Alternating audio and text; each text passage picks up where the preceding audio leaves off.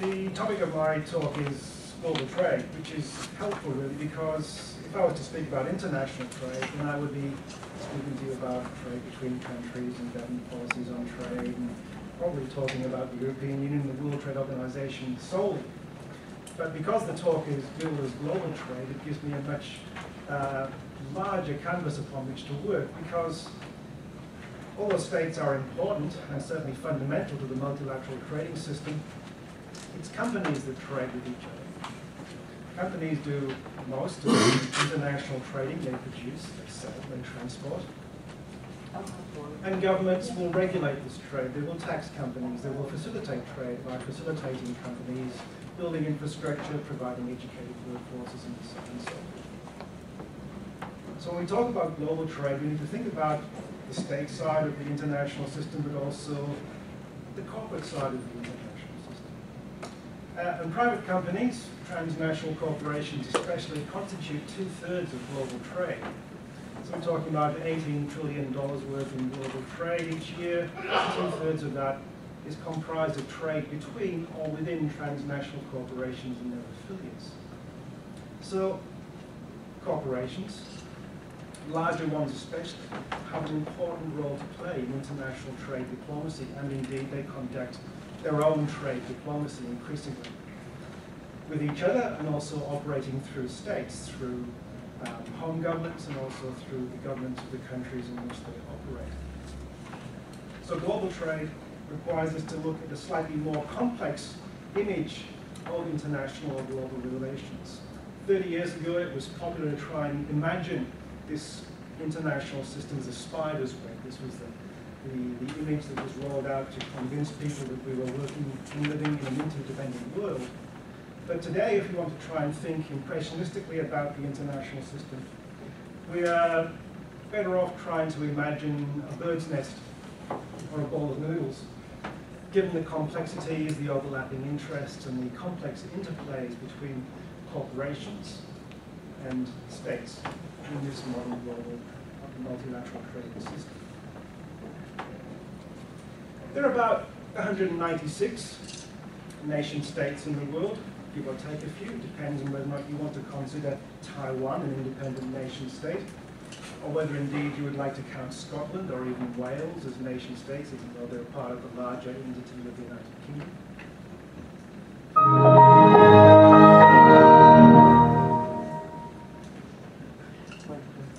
And they are certainly important actors in the global trading system. And then we think about the next tier of regional associations, regional organizations, the European Union, being the preeminent exemplar, if you like, of economic integration.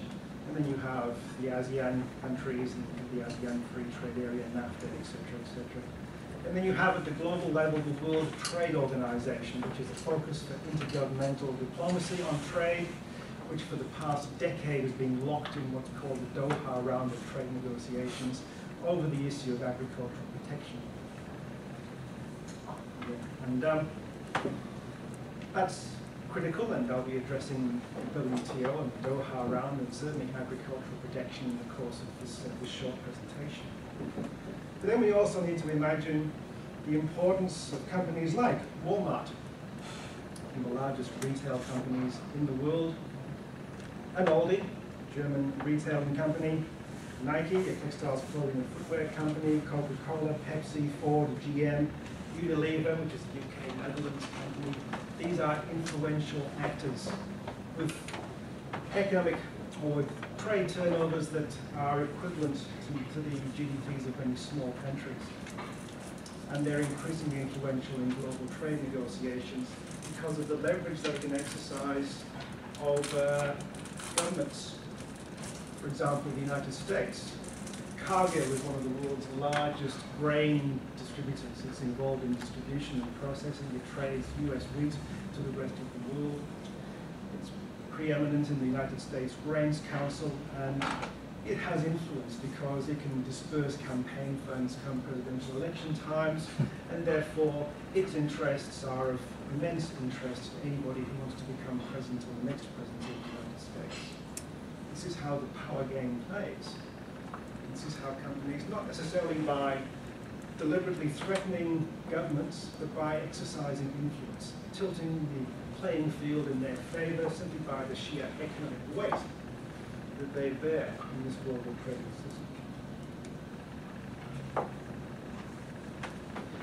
It's companies that decide what will be produced, where it will be produced, and it's companies that work very hard to set the price of what will be produced, usually in tension and competition with governments. So when we're thinking about the wealth of nations, certainly the trading policies of states are important, but the strategic decisions of protection made by multinational corporations are likewise.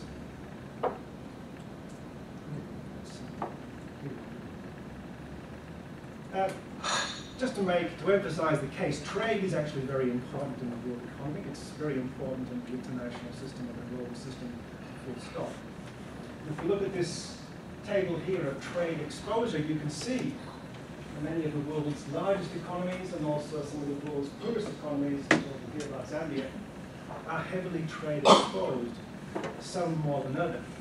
The table is a little bit distorted because in the case of Zambia, we're talking about 83.3% of not very much at all, really. And that is dominated largely by copper exports. And the copper that's traded out of Zambia is controlled by a multinational corporation called Glencore, which is headquartered in Switzerland, etc., etc., etc. Whereas for a country like the United States, it may seem that the United States is on 25% trade exposed. This means that in combination of exports and imports that the United States is involved in, that is the imports into the United States, the exports from the United States constitute 25% of the United States GDP. 25% of $15 trillion US is quite a substantial amount of money, and it means that the United States does have substantial weight in global trading negotiations, and decisions about what to allow into the United States market have significant implications for European Union countries, countries like India, and China, Japan, and South Korea as well. So this gives us a bit of an overview of this global trading system, focusing upon the state, here on the state. This is another graphic which I think is also quite illustrative.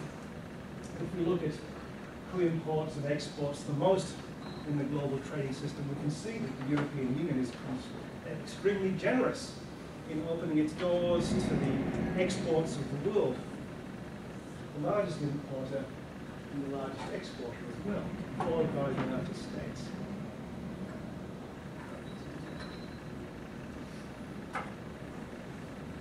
And then we have some interesting new members in this list. China, rapidly climbing up the global trade rankings, Russia, India, and Brazil. This graphic is illustrative of some changes that are taking place in this global trading system, which are important.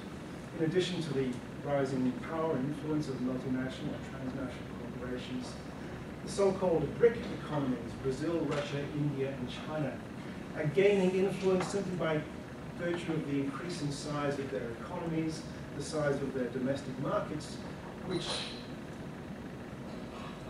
companies and countries in the developed world especially would like to gain greater access to. It's becoming increasingly difficult to think about this global trading system in old-fashioned terms like First World and Third World, Global North and Global South, because India and China, traditional members of the old Global South, the traditional members of the old Third World, are aspiring to First World or developed country status and carrying increasing economic clout, way, way above what would traditionally be associated with a developing country. And this notion of developed and developing is breaking down and complicating things like trade negotiations at the Doha round, because if you were a United States trade negotiator and you were being placed under pressure from a number of African countries for greater access for their agricultural produce to the North American market, the US trade negotiator will say, as Susan Schwab, who is the former US trade representative, has actually said in a recent article in Foreign Affairs, you can't just give concessions to developing countries without them reciprocating in some way by giving you concessions in return.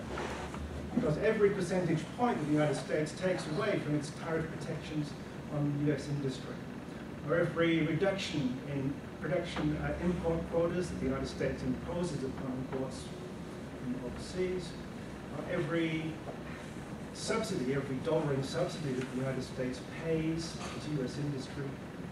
If that's taken away, then jobs are lost.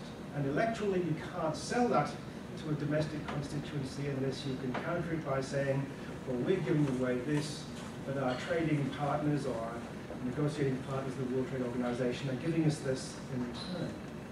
That, in a very broad way, in a very abstract way, is one of the sticking points in Doha, because the United States does not want to open its doors to agricultural exports from the developing world, from Africa and elsewhere, unless these countries open up their doors to American exports too.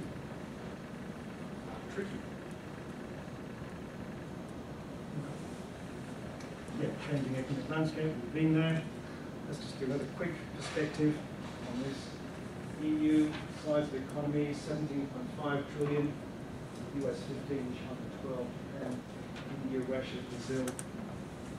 Just another indication, these countries, Brazil, India, and China, are rapidly developing up these rankings and causing consternation in old northern country centres in the United States and Western Europe especially. Because if you open your door to agricultural produce, you're not only opening your door to agricultural produce from developing poor African countries, you're opening your door to agricultural produce from China, and from India, and from Brazil. And this will displace jobs, this will displace industry, this will displace investment from the domestic economy. And when it comes to wheat, the United States and China are trade competitors. When it comes to soybeans and maize, the United States and China have complementary and conflicting interests. And more about that in a minute. Excuse me, so, sorry to interrupt, but just there's 2 slides back that had you know, the EU, China and stuff like that with the positives and negatives. That was based on exports and imports market. This one is based on with domestic production. This is GDP, sorry. Yes, this is gross domestic production. The other slide didn't include domestic production? No, those trade figures were simply raw calculations of exports and imports as a proportion of GDP.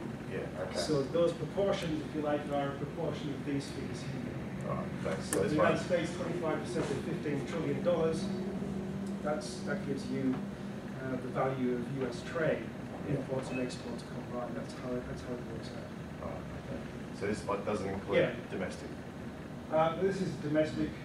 Well, GDP, oh, sorry, you're asking me about GDP and GNP. Yes.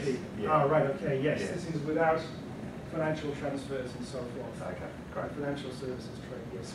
The trade data that I gave to you was based primarily upon merchandise trade, which excluded trade in services, and it includes banking and so forth.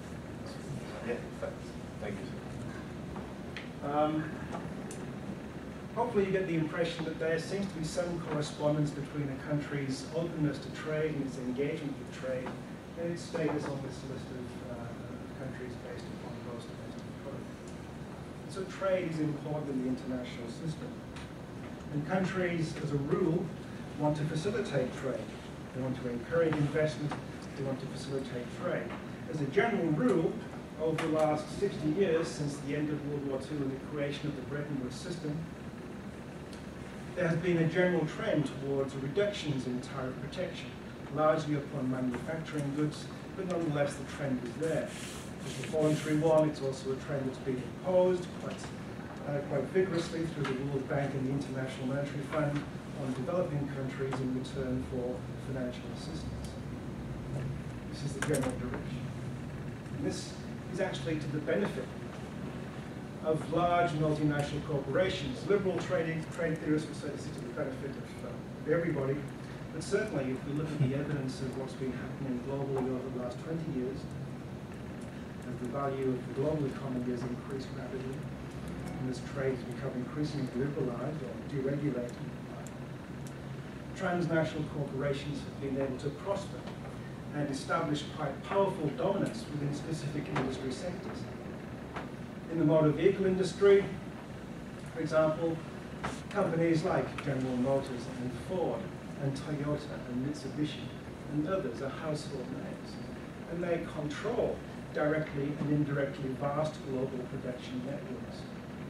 And they've been able to benefit through trade liberalization, especially regional economic cooperation within the European Union, but also in NAFTA and also in the ASEAN Free Trade Area, by being able to rationalize production.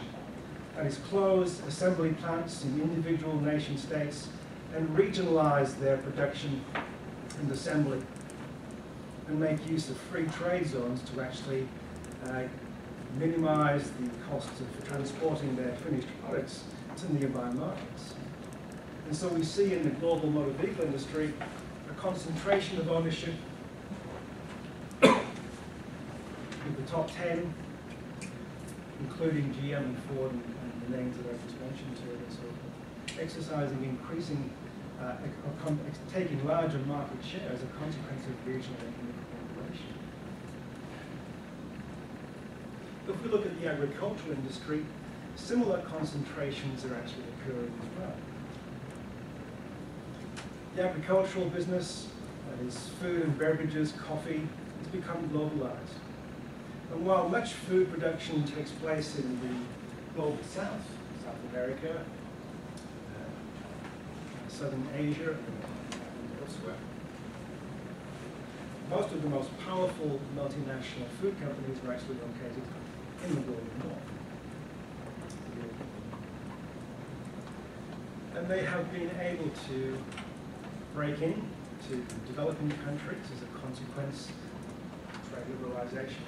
They've been able to break into countries like Zambia, establish dominance in food processing industries like canning of tomatoes, and they've increasingly been displacing smallholders. And this is a pattern of change in the global agricultural business, which is of immense concern to those countries that have large proportions of their population that are still locked in agriculture, including countries like China and India. For which reason these countries tend to be resistant to pressure to reduce agricultural production through the Doha round of the World Trade Organization, which then of course stymies the process of agricultural trade liberalization. And we have in the global agricultural trade or global agricultural business concentrations of power in the hands of companies like Nestle, Pepsi, Coca-Cola, Kraft, Unilever, Cargill, in the agribusiness sector and in the retailing sector with Walmart. Companies that by virtue of direct control of the food processing plants, joint venture agreements with other smaller multinationals operating in countries like China or Thailand, and by contract relations with suppliers who supply them with the raw materials and foodstuffs, have been able to establish a position of dominance, which is very, very hard to shake. And in the midst of this, you have national governments that are trying to protect the interests of their domestic industries, to create employment opportunities for their populations, because this has political implications if you have higher employment. But at the same time, governments have been pushing for more and more trade liberalization to benefit their domestic industries. You have food transnational corporations lobbying governments to lower tariffs, or raise tariffs, or take action through the World Trade Organization to get another country to lower their tariffs. And at the bottom of the pyramid, you have people who are dependent on agriculture for their livelihoods being shifted more and more into working in factory food processing plants, or becoming contract workers, contract farmers for large agricultural conglomerates. So this is kind of the mess, if you like, the bird's nest or the noodle soup of global trade. Governments use tariffs to try and protect domestic industry, jobs, etc., national income. But tariffs are out of fashion globally. As I said, the World Trade Organization, which is the successor to the GATT, the General Agreement on Tariffs and Trade, that came into existence in 1945 as part of the Bretton Woods system. WTO came into existence in 1994. WTO exists to promote trade liberalization and liberal trade values at a global level. And it is evident that the World Trade Organization tends to enforce liberal trading principles at every opportunity, pushing countries to actually roll back their protective measures to protect their domestic industries. An example of this might be, one of the fabled examples of this would be the banana wars of the 1990s. Bananas traded to Europe in the 1990s from what are called the African, Caribbean and Pacific countries, the ACP countries, were given preferential treatment, that is preferential access to the EU European market by courtesy of the Lomé Convention. Banana producers in Latin America, Colombia, Ecuador, and Guatemala, were very upset by this because they were discriminated against by this Lomé Convention. It just so happened that the country or the companies that controlled the bulk of banana production in these Latin American countries happened to be US companies like Chiquita Brands and Del Monte, who lobbied the Latin American governments, the countries where they were operating, and also the United States, for the United States to put pressure upon the EU through the World Trade Organization to tear up the Lomé Convention, or at least grant producers in these Latin American countries similar preferential access to the EU. And as a consequence, the WTO, disregarding any of the developmental benefits that might have accrued to the African and Caribbean and Pacific states that benefited from this convention, said that the European Union had to change its ways and open its doors to exports, should I say imports from Latin America, bananas. And the World Trade Organization said this has to be done because the Lomé Convention violates our principle of most favored nation status, which means that trade must be non-discriminatory and that trade policies cannot be tolerated that discriminate against members of the World Trade Organization. And so the European Union had to put it down. So this is how it goes. States, there are 157 members of the World Trade Organization. Member states, by virtue of their membership, support broadly the principle of trade liberalization, support broadly the principle of free trade. But it's not really that straightforward. Some states are more free trade than others, and all countries have what are called neo-mercantilist strategies, which extend to subsidies and which now, if one were to take a very cynical view, would extend to such things as food safety standards and environmental standards, which oddly, while they may benefit the global environment in some ways, disadvantage small farmers in poor developing countries that do not have the means at their disposal to adhere to European Union food standards, European Union environmental standards, which are a requirement for getting trade access to the European Union. So it's complicated. It's complicated. Smallholders, small companies don't have the clout, they don't have the adeptness, they don't have the means to lobby at the national and international level.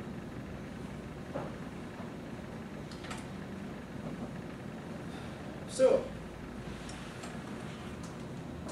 I'll just skip through one important slide, but I'm going to finish up.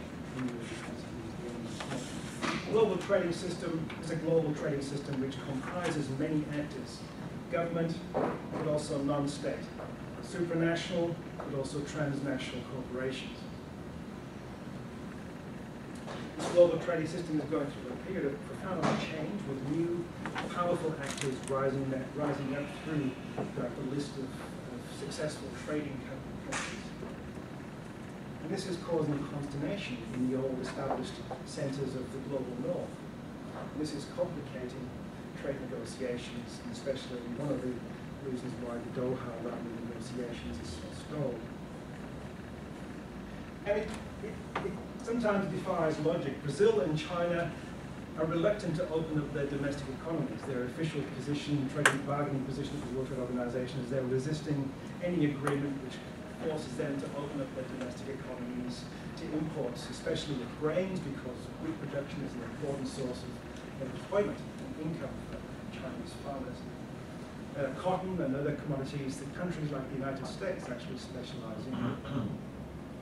A recent United States Trade Commission report found that if China actually reduced its, or eliminated its non-tariff protection for Chinese agricultural, for China's agricultural markets, then the United States-China trade deficit would come down by about $5 billion. Not much, but a step in the right direction. But let's say this is complicated. You see, in China, you have state-owned companies like COFCO, which is the Chinese national cereals, oils, fertilizers, company, yep, that's it, COFCO, which is now becoming a large, significant transnational corporation in its own right, with investments in maize and soybean production in Brazil and Argentina. And COFCO, which is a state-owned company, is now persuading its owner, the Chinese government, that maybe liberalizing China's domestic market for maize and soybean would be in China's national interests. Because then COFCO could actually import all of the maize and soybean and other grains that it's producing in Latin America into the China market. And that makes it complicated. And there are other large Chinese transnationals that are investing in agriculture overseas who are of a similar position. They want China to cut back on its agricultural production because it benefits them. They've been able to grow their companies behind protective tariff barriers, and are now in a position where they can compete globally and don't need the same level of protection. But of course, the political consequences of that for the Chinese state are something which one can only imagine. So while countries are broadly supportive of the principle of free trade, there's a lot of haggling, a lot of argument, a lot of disagreement over the detail. Does this mean that the global trading system is in any way close to collapse? That we are likely to see an outbreak of conflict between the United States and China to try and resolve this huge trade imbalance? Incredibly unlikely because of the interconnected nature of this new global trading system. Extremely unlikely if you think that at least $2 billion of this trade deficit is a consequence purely of Apple manufacturing its iPhones in China and then re-importing them back into the United States. Increasingly unlikely because of the global interests of large companies, like Hope, which is another large Chinese transnational group, or Walmart, extremely unlikely because of the interlocking nature of the contemporary global system. It's complex, it's messy, it seems as though there are too many contradictory trends to be able to make any sense of this. But Pascal Lamy, the outgoing Director General of the World Trade Organization, was relieved to tell the world in 2012 that the global financial crisis had not generated a retreat from trade liberalization into protectionism. Because at the back of everybody's minds, as with the formation of the European Union, is the 1929 Wall Street crash, the consequence of which was the rise of protectionism within Europe, which led to the outbreak of World War II, and as a consequence, since 1945, liberalization of trade, as well as the promotion of agricultural development and development more broadly, and the promotion of global security have all been seen as part and parcel of the same thing. If you have countries that trade openly with each other, you minimize the likelihood that they will go to war with each other.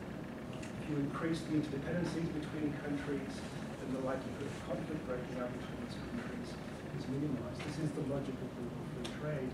It's the logic of global security. And the global financial crisis has not triggered the same round of beggar thy neighbor protectionist policies that characterized Europe in the 1930s, or indeed the world in the 1930s. Does this mean that there's likely to be any resolution to the Doha trade negotiations of the Doha round anytime soon? Well, no. And just to finish off, before Bruce hands me a bit of paper saying shut up. Going back to what Susan Schwab from the US Trade Representative had to say about the Doha round, maybe it's time to scrap the Doha round and rethink international trade diplomacy in a global context, and to start thinking more broadly about the implications of what the emergence of the BRICS actually means for global trade negotiations. And then maybe we can find a solution that doesn't draw upon the ideas and the paradigms of the 20th century. We can find something which is much more cognizant and appropriate to the more complex global world of the 21st century. And that's about as far as I think I need to go on this topic. Other than to say it's difficult to come to a general conclusion about the global trading system because of these contradictory trends. But the global approach to thinking about trade and diplomacy requires us to be able to grapple with ambiguity and complexity. And I hope that I've been able to outline some of the ambiguities and complexities of this global trading system this afternoon now. So thank you very much indeed for listening. It is a very good outline indeed of the complexity of the context in which entities like the European Union are attempting to position themselves and position their constituent economy and economies, perhaps is the way to think about it. We've got a little bit of time for questions and comments before lunch. Who would like to ask what? On this last slide that you had, since only about a quarter of the exports go from the States to China, is that why China's buying like U.S. bonds to get rid of some of that money that they've got in U.S. dollars? No, I don't think so. China simply sees US bonds as a safe place to put their money, basically. If we were to look at the trade balance and incorporate balancing financial flows, it might look a little bit different. But trade seems to be the most politically sensitive part of this, for the United States especially. Yeah. Just for a sentence in, that surplus China is making, China is spending on iron ore from Australia. In simple terms. Yeah, it's kind of interlocking. Yes, China's prosperity depends upon access to the United States market. Australia's prosperity, so we believe, is linked to prosperity in China, and therefore any breakout of beggar thy neighbour protectionist wars between China and the United States damages Australia's trading interests as a consequence. But when it comes to bond and buying government bonds, the United States is still seen as being the preeminent security, despite the global financial crisis.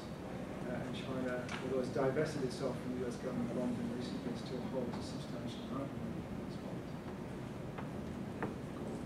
Yes, Stephen. Can I just ask about your opinion about the political meaning of scrapping the Doha round and starting again? What will it mean for the Western countries that have been dictating the rules for decades? And being stuck in an impasse for 12 years, that's already a failure to me. And the emergence of BRICS, according to different rules, not the ones dictated by the West, says something in itself. Yeah. What do you think the rules will be if Doha gets scrapped and some new rules are set? What will... That's a good question.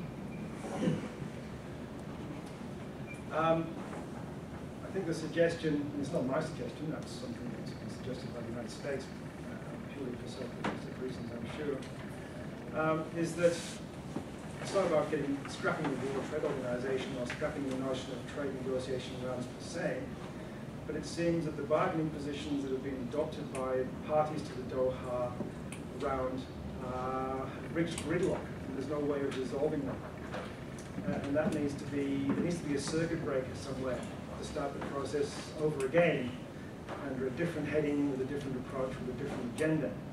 One that isn't purely about getting the United States and European Union countries to open up their markets to agricultural protection, but looks at agricultural protection across the board, and especially agricultural protection in emerging markets.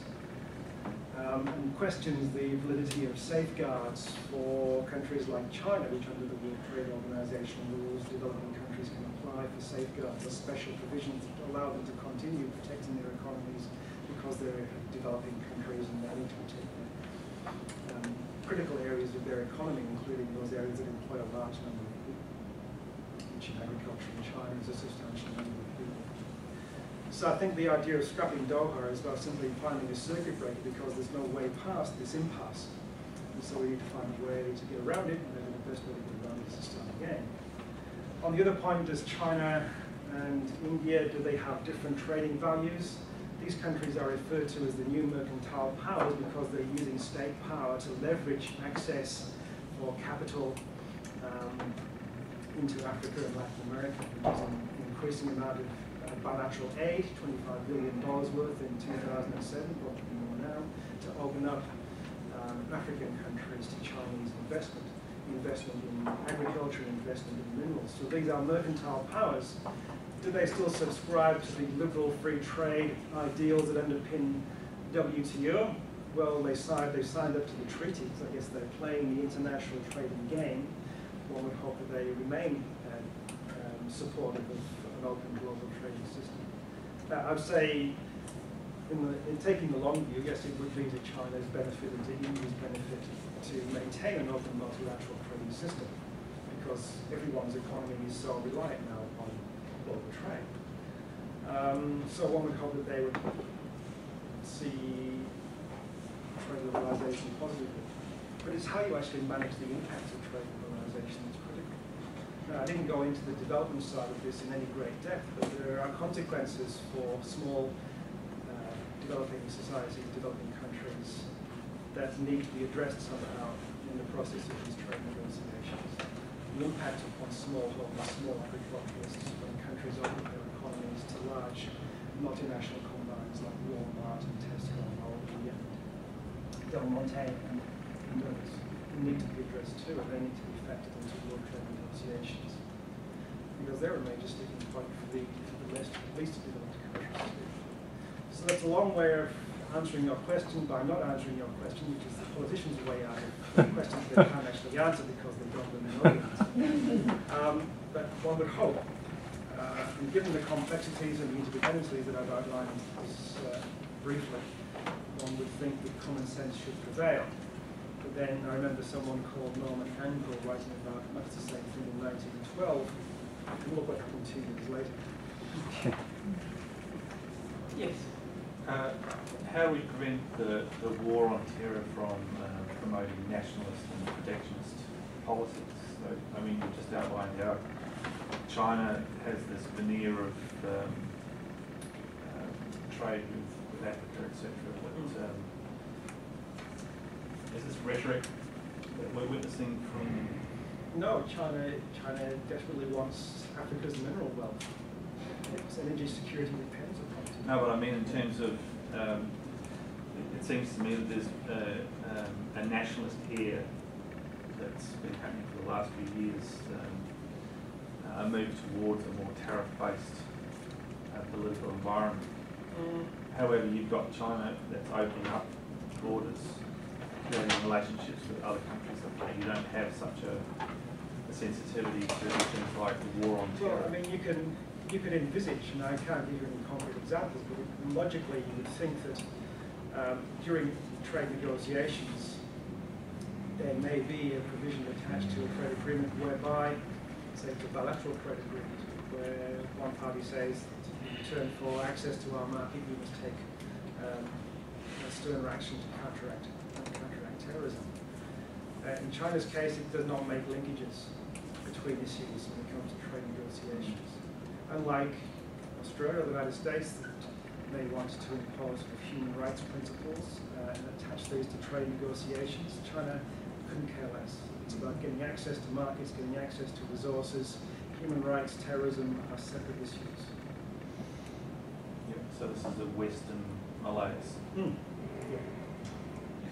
Just from a classroom teacher's perspective, I'm just trying to get my head around what you've just spoken about, but also kind of, and the role of increasingly of China and India, because I heard Paul Key speak last year saying, you know, the balance is changing, and we need to recognise that on the global scale as a global economy for European-centred countries, but as well as Australia, which has looked to Europe for so long.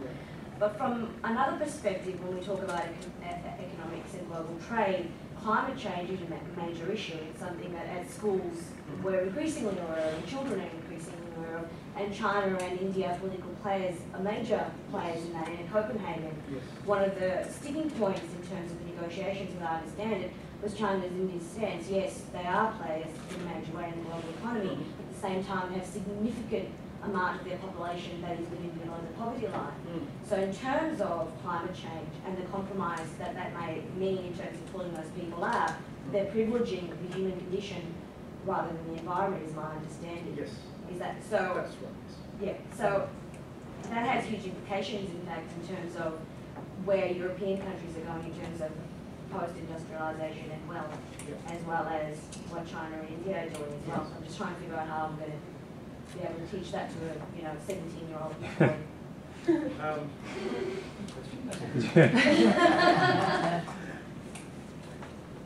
Countries like in China and India, developing countries, will claim that economic development is their primary goal because it's through economic growth that they create employment opportunities, they lift living standards for their population. To scale back in greenhouse gas emissions when they're going through a stage of industrialization where energy inputs are critical and the demand for energy is voracious, is one of the reasons why China and India were very supportive. They went along with it because they had to be part of the international community, but don't want any binding global agreements that will it will slow down their economic growth. That's just a reality of international trade. How the European Union is probably a significant player in this. How the European Union then responds by saying, well, if you want your products to get access to the European market, then you need to meet certain basic environmental standards with regards to managing emissions, processing factories, for example. That needs to be. An issue of impasse again, because it's leverage. And if it's China and Well, you've got increasing leverage yeah. when you're negotiating. Yeah. Yeah. Yeah. Okay. It's, it would be courageous of the European Union to go down that path unilateral. Very courageous indeed. The counter-argument to that is that there needs to be investment from the wealthier countries in counteracting the detrimental effects of cutting back on greenhouse emissions. Perhaps our last. Multilateral problem solving really begins in 1945, based on the experience of the European powers all for themselves in the opposition. That led to the First and Second World War, and that was appreciated worldwide. Probably more then than it is today, because that It's a generational change. Exactly. A generation that are even the generation involved in negotiations today do not have any recollection of the agreement. Yes, that is an issue. Well, perhaps on the question of how we're going to teach this to the 17-year-old boy as a little thought teaser for lunchtime, can I thank our two presenters of this last session.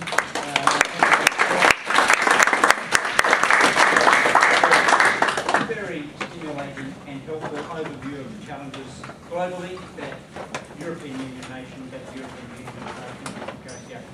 Got an hour for lunch. I encourage